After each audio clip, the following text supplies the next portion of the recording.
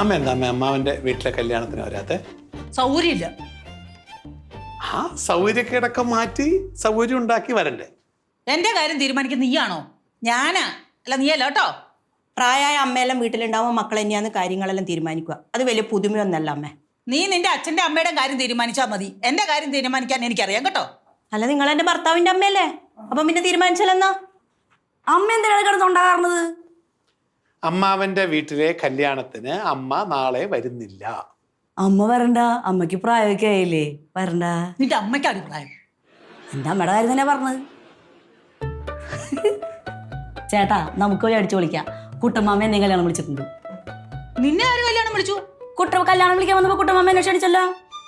അയ്യേ, അവൻ ഇവിടെ വന്നപ്പോ നീ ഇവിടെ നിൽക്കുന്നുണ്ടോട്ടോ നിന്നോടൊന്ന് പറഞ്ഞതാ. അല്ല നിന്നെ ആരെങ്കിലും കല്യാണം വിളിക്കുവോ? അല്ല അമ്മ വരുന്നില്ലേ വരണ്ട, വരുന്നവരെ എന്തിനാ വിലക്കാൻ നിൽക്കുന്നത്?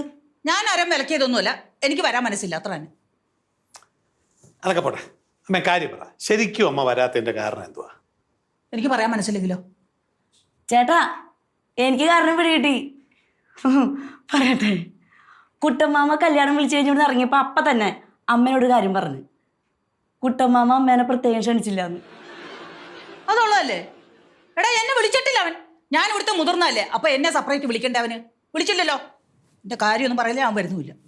അല്ല അതെങ്ങനെയാ ശരിയാവുന്നത്? കുട്ടമ്മാമൻ എല്ലാരും മുന്നിലും വെച്ചിട്ടല്ലേ കല്യാണം പറഞ്ഞത്. കല്യാണം വിളിച്ചു, ഇവന്റെ മോന്തെ നോക്കിയാ വിളിച്ചത്, അല്ലാതെ എന്നെ പോത്ത് നോക്കിയൊന്നും പറഞ്ഞൊന്നുമില്ല.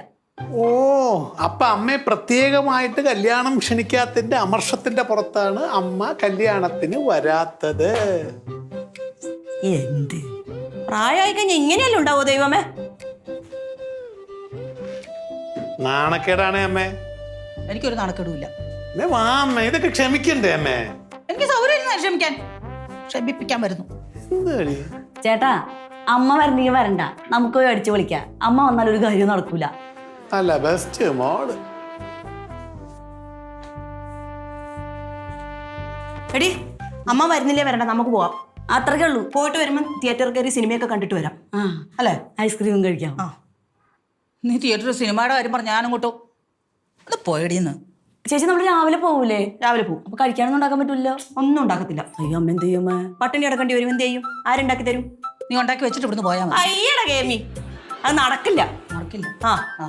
വേണമെങ്കിൽ വരണം, നമുക്ക് സാരി കൊടുക്കാനുള്ളതാണ്. അപ്പൊ അടുക്കള കയറാൻ പറ്റൂല.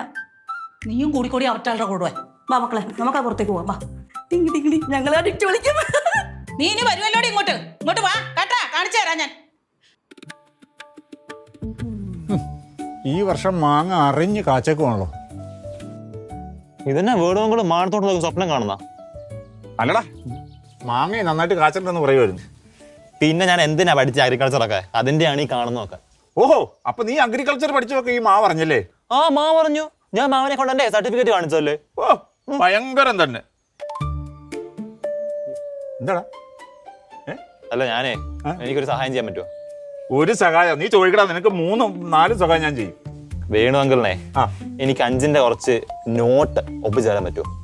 5ന്റെ നോട്ടോ? എന്തിനാണത്? നമ്മുടെ ഒരു ബുക്ക് ക്ലബ് ഉണ്ട്, അതായത് ഓൾഡ് ഈസ് ഗോൾഡ് ക്ലബ്ബ്. അവിടെ നാളെ നമ്മള് ഈ 5ന്റെ നോട്ട് കൊണ്ട് കൊടുക്കുവാണെങ്കിൽ 50 രൂപ തിരിച്ചു കിട്ടും. അതായത് ഒരു 5ന്റെ നോട്ട് നീ അങ്ങോട്ട് കൊടുത്താൽ നിനക്ക് 50 രൂപ ഇങ്ങോട്ട് കിട്ടും. അതെ.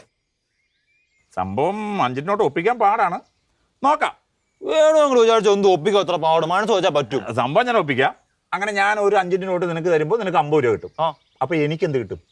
വേണു അങ്കിളിന് വേണ്ടി ഞാൻ മനസ്സുരുകി പ്രാർത്ഥിക്കും. ഓ, അതൊരു വല്ലാത്ത ഉപകാരമായിപ്പോയി. ഞാനൊരു ഡിമാൻഡ് പറയാം.